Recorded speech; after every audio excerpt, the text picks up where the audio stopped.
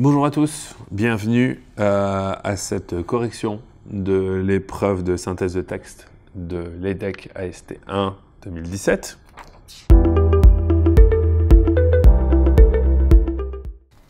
Donc quand vous regardez votre dossier, alors certes on ne vous donne ni la thématique ni le sujet, mais si vous feuilletez les documents, vous vous rendez assez vite compte que ça va tourner autour du voyage. Le voyage dans toutes ses acceptions. Hein, le tourisme, bien évidemment, la migration, la fuite, l'exil, la patrie, etc. Hein. Alors, on a un premier texte assez difficile de Sylvain Vénère, qui est un spécialiste de l'histoire culturelle et professeur à l'université de Grenoble-Alpes. Et en gros, si vous voulez, dans ce texte, il nous parle de plusieurs choses. Premièrement, le fait qu'on a toujours bougé. Il faut arrêter de croire qu'on a commencé à bouger au 19e et au 20e siècle. Certes, au 20e siècle et au 19e, mais à fortiori au 20e siècle, les moyens de se déplacer se sont considérablement modernisés et les technologies de transport ont permis une beaucoup plus grande mobilité. Mais les mouvements de population, les grands mouvements de population ne datent pas d'hier. Ce qu'on a appelé les invasions barbares à l'époque de la fin de l'Empire romain ne sont en fait que de gigantesques mouvements de population, non pas spécialement belliqueuses, mais qui viennent juste s'installer. De même, l'exode rural qui a lieu en France, c'est un exode qui a eu lieu pas à pas, qui ne s'est pas passé du jour au lendemain, où il y a des millions de paysans qui sont sortis de leurs fermes pour investir les villes. Ça s'est passé très progressivement, pendant des décennies et des décennies. Bon.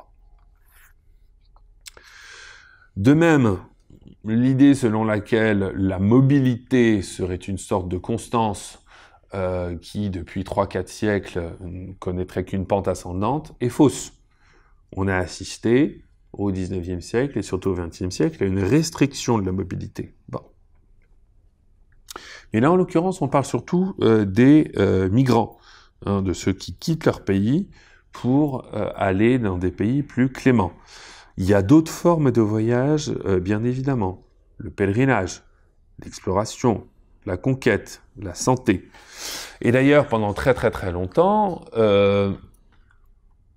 peu de chrétiens voyageaient, mis à part des pèlerinages, surtout les protestants, parce qu'un protestant considère que Dieu est partout dans le temple. Hein, donc pourquoi aller ailleurs que dans le temple, si c'est pour chercher Dieu, puisqu'il y est déjà. Bon. Le voyage, pendant très longtemps, était un voyage initiatique pour le jeune homme aristocrate qui devait aller faire ses armes, surtout en Italie et en France, ville de culture, ville d'antiquité, foyer des Lumières et foyer de la culture moderne en ce qui concerne Paris. Le voyage était destiné à instruire et à instruire les autres.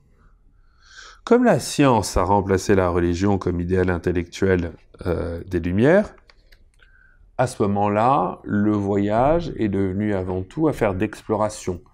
Et c'est au XVIIIe et au XVIIe que les très grands explorateurs, comme James Cook, comme La Pérouse, comme Louis-Antoine de Bougainville, ont participé à des voyages qui ont considérablement accru les connaissances scientifiques de l'Europe.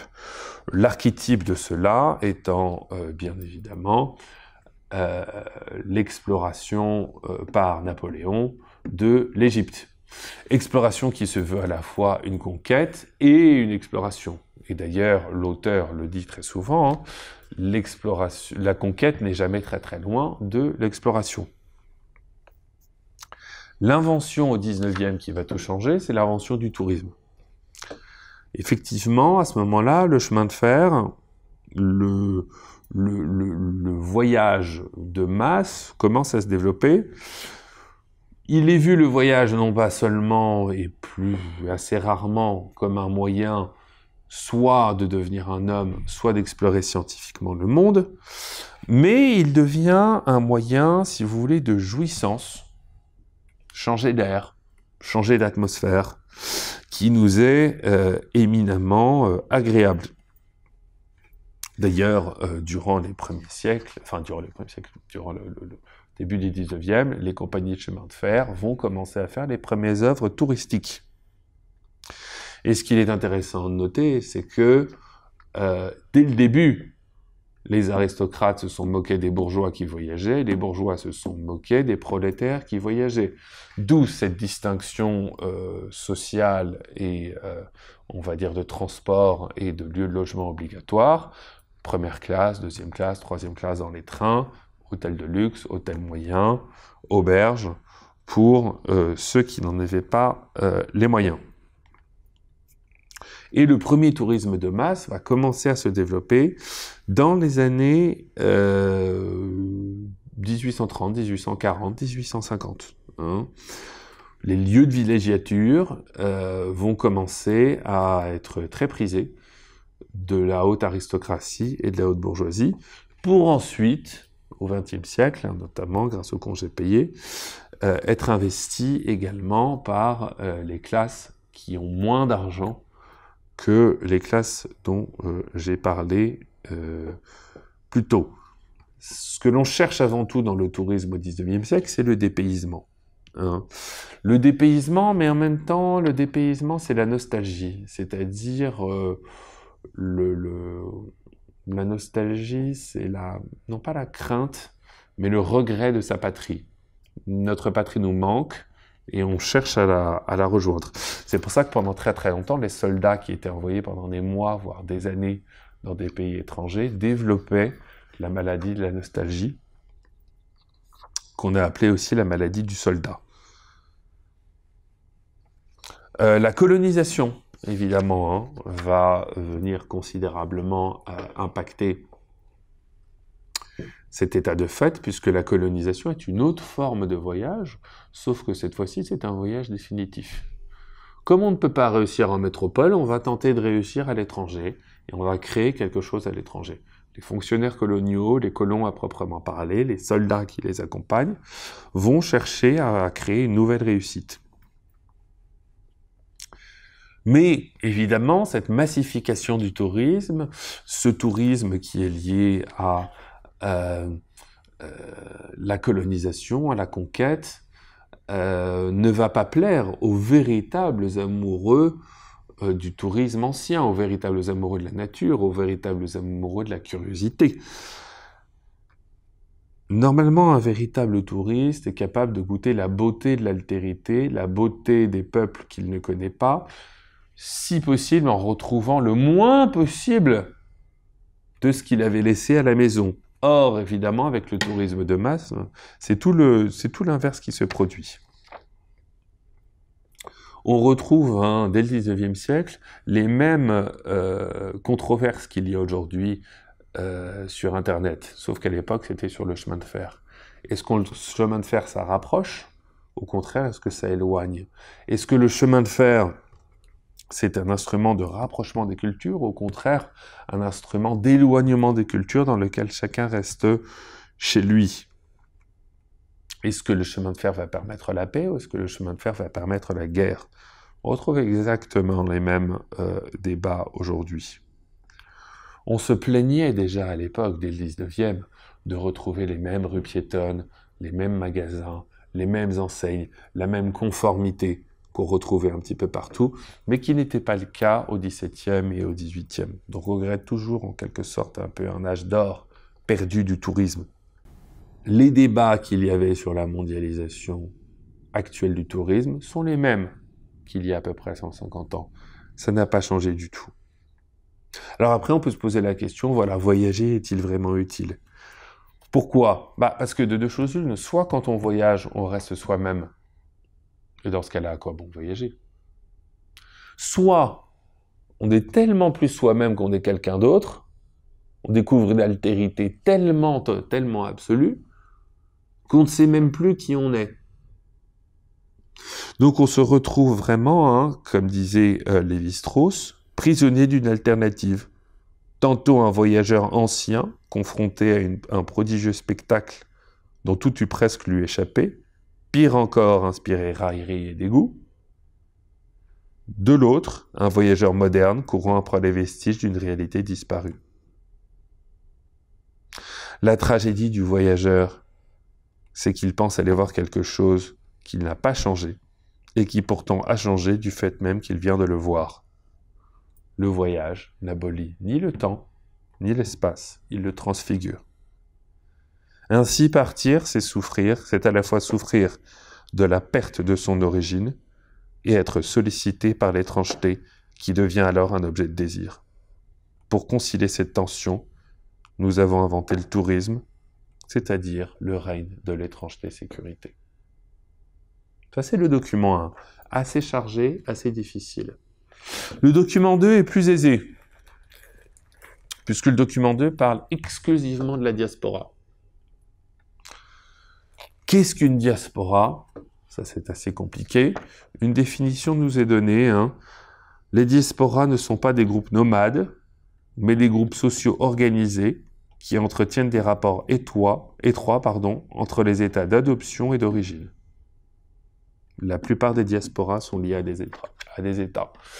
Vous avez une diaspora lorsque vous avez un groupe de personnes qui quittent un pays d'origine pour s'installer dans un autre pays et qui, ce faisant, ne perd jamais le lien avec le pays d'origine et en même temps crée une nouvelle communauté, en quelque sorte, dans le pays d'accueil.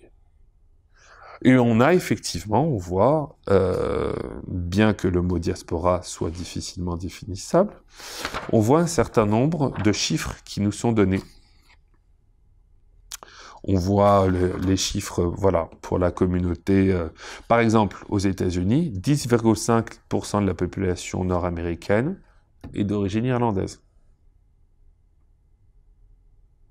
Soit 33,3 millions de citoyens américains qui auraient une ascendance irlandaise. 74 millions de personnes d'origine italienne vivent dans le monde. 30 millions au Brésil, 18 millions en Argentine, 18 millions aux États-Unis.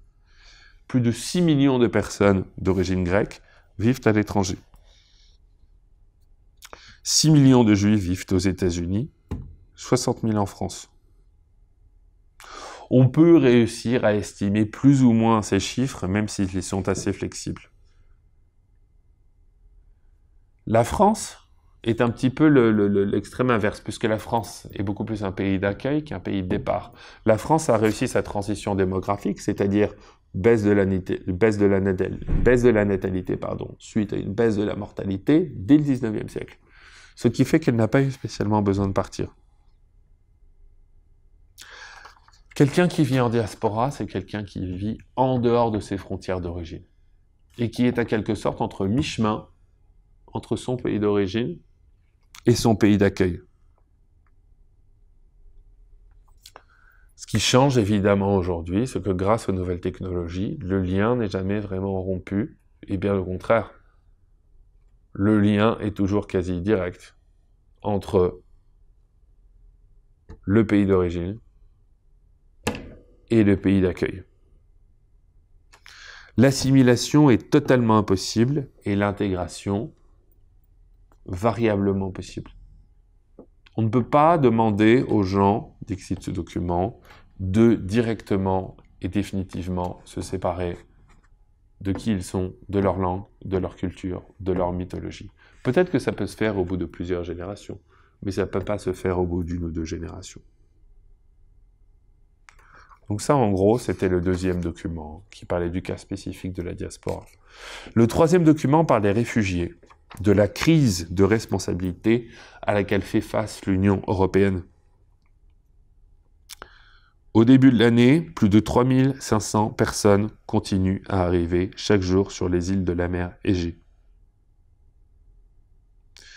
Jusque-là, on les accueillait pas trop mal, mais depuis 3 ans, ça a changé. Avec le groupe de Visegrad, le groupe d'anciens pays de l'Est, avec le durcissement en Italie, avec le durcissement en Pologne, en Hongrie, en République tchèque, ces gens-là veulent de moins en moins accueillir de migrants. Le problème, c'est qu'est-ce qu'on en fait? Et le problème, évidemment, c'est que ces pays sont en contradiction directe avec le droit international. Tout ce que demande le Haut Comité aux réfugiés, à l'ONU, c'est de faire en sorte que l'Europe fournisse des moyens d'accueil décents à toutes ces personnes-là. De même, il faut bien faire la différence entre les migrants et les réfugiés. Un réfugié, c'est quelqu'un qui fuit politiquement, religieusement, ou pour des raisons d'ordre sexuel ou social son pays. C'est quelqu'un de persécuté. Et selon la Convention de Genève, et selon la loi européenne, nous sommes dans l'obligation d'accueillir ces individus, y compris et surtout si revenir dans leur pays d'origine signifierait leur mort. Le problème, c'est que le statut de réfugié, très bien, mais que beaucoup de migrants économiques viennent se greffer à ce statut de réfugié en prétendant être des réfugiés alors qu'ils ne le sont pas. Mais on comprend aussi, évidemment, le traumatisme que représente sur le continent européen la Première Guerre mondiale, l'entre-deux-guerres, la Seconde Guerre mondiale. On ne veut plus jamais être pris en faute morale et politique par rapport à ce genre de choses. Donc on est pris dans des injonctions contradictoires entre, d'un côté, une grande partie des peuples européens, polonais, hongrois, autrichiens, italiens, qui sait peut-être demain la France, qui ne veulent plus d'étrangers en France ou plus beaucoup, et une autre partie qui, au contraire, veulent ouvrir les frontières le plus possible. Ce qui conduit au document suivant, qui parle plus spécifiquement du cas des apatrides. Les apatrides, la lie de la terre, celui dont personne ne veut, celui qui n'a aucune existence juridique. Il n'a pas de papier, de nulle part. On ne sait pas vraiment d'où il vient. Il n'a aucune existence étatique et civique.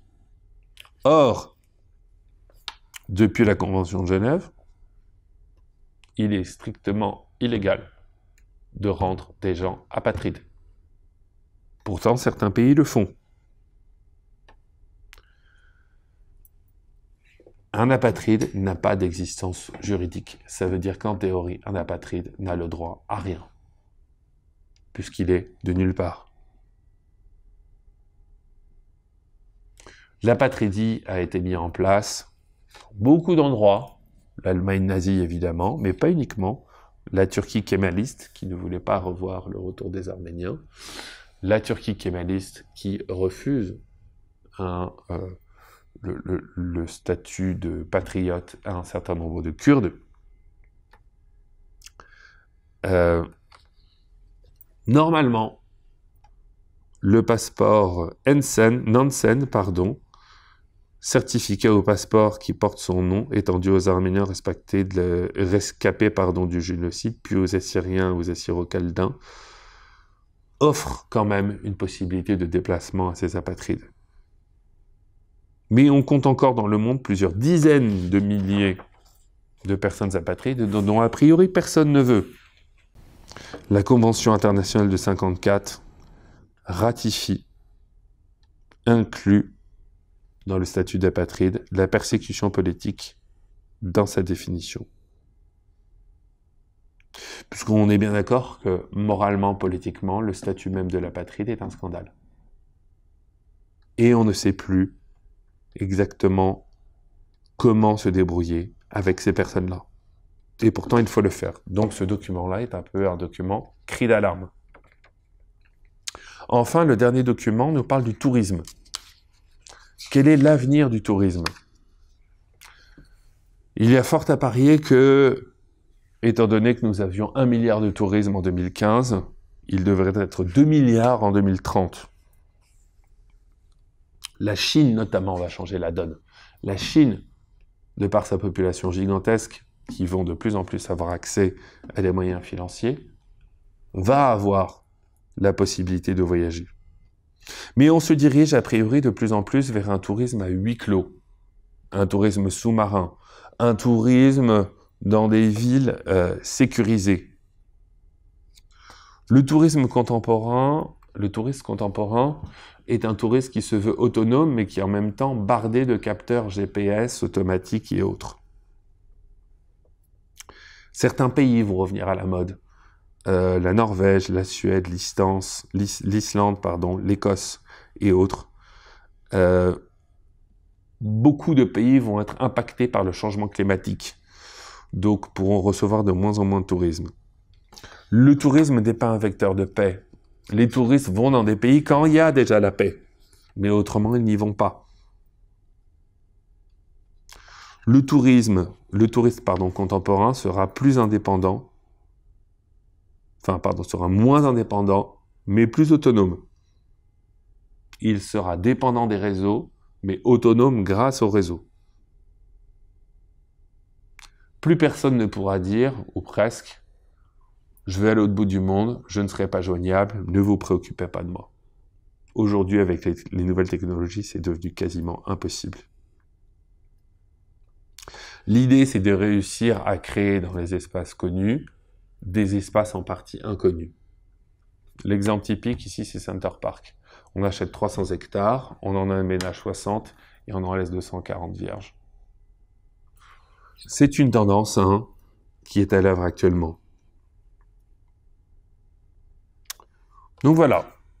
Voilà les éléments principaux pour ce dossier. Vous aurez la correction avec un plan dont le titre pourrait être « Que cherche-t-on à faire lorsque l'on voyage ?» Une première partie, le voyage, une quête d'ailleurs à partir d'une origine certaine.